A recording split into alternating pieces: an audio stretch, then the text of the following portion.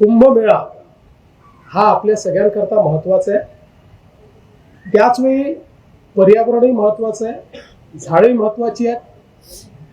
आणि मी असेल, शिंदेसाहेब असतील किंवा अजितदादा असतील, कोणाचंच हे मत नाही की अशा प्रकारची झाडं तोडली गेली पाहिजेत. मात्र याच्यामध्ये एक गोष्ट आपल्याला लक्षात घ्यावी लागेल.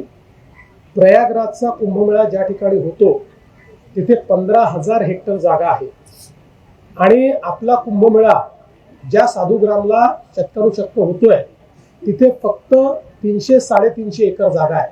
15,000 हेक्टर आणि 350 एकर. आणि ही जी काही झाडं आहेत, आपण जर 2015-2016चा गुगल मॅप बघितला त्यातलं कुठलंच झाड आपल्याला दिसत नाही.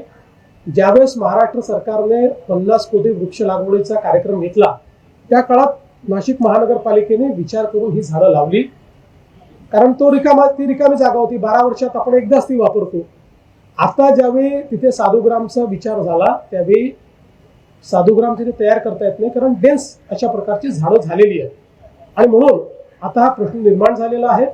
आता त्या संदर्भात मार्ग काढून कमीत कमी त्यातली झाडं कशी आपल्याला कापता येतील किंवा कापूच नाहीत, जी काही थोडी बहुत रिप्लांट करता येतील ती रिप्लांट करावी, जास्तीत जास्त झाडं वाचवावी, अजून काय अल्टरनेटिव्ह आहेत, अशा सगळ्या गोष्टीचा विचार आता त्या ठिकाणी चाललेला आहे.